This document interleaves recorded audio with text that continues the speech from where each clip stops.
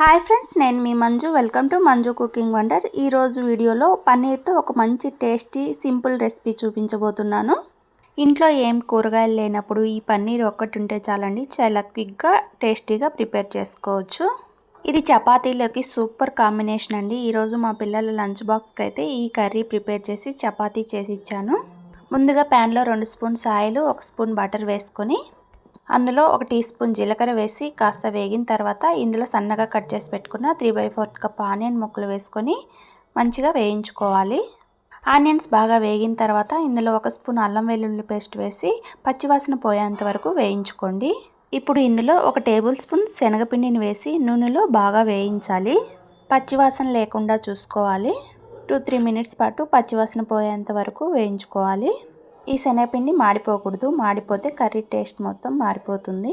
దోరగా వేయించుకున్న తర్వాత ఇందులోకి 3/4 కప్ సన్నగా కట్ చేసుకున్న టమాటా ముక్కలు, అందులో కొద్దిగా పసుపు, టేస్ట్కి సరిపడా సాల్ట్, 1.5 స్పూన్ కారం, 1 స్పూన్ ధనియా పౌడర్, 1/2 టీ స్పూన్ జీరా పౌడర్ వేసి వీటన్నిటిని బాగా కలిపేసుకోవాలి.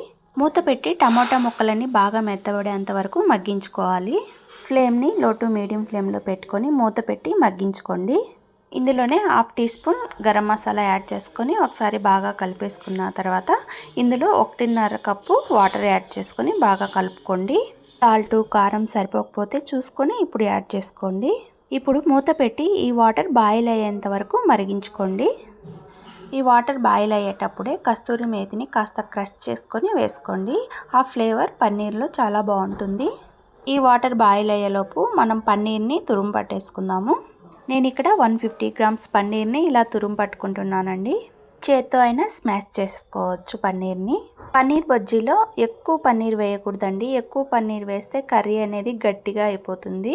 దీన్ని పక్కన పెట్టేసుకొని చూడండి, వాటర్ కూడా బాగా బాయిల్ అయిపోయాయి కదా. ఇప్పుడు ఇందులో మనం తురుము పెట్టేసుకున్న పన్నీర్ని యాడ్ చేసుకొని ఒక 5 మినిట్స్ పాటు మీడియం ఫ్లేమ్లో ఉడికించుకోండి.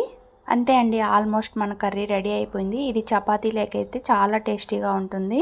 చూడండి, మరీ లూజ్గా లేకుండా మరీ గట్టిగా కాకుండా ఈ కన్సిస్టెన్సీలో ఉన్నప్పుడు స్టవ్ ఆఫ్ చేసి సర్వ్ చేసుకోవడమే. మరీ గట్టిగా ఉన్నప్పుడు ఆఫ్ చేస్తే చల్లారిన తర్వాత ఇంకా గట్టిగా అయిపోతుంది.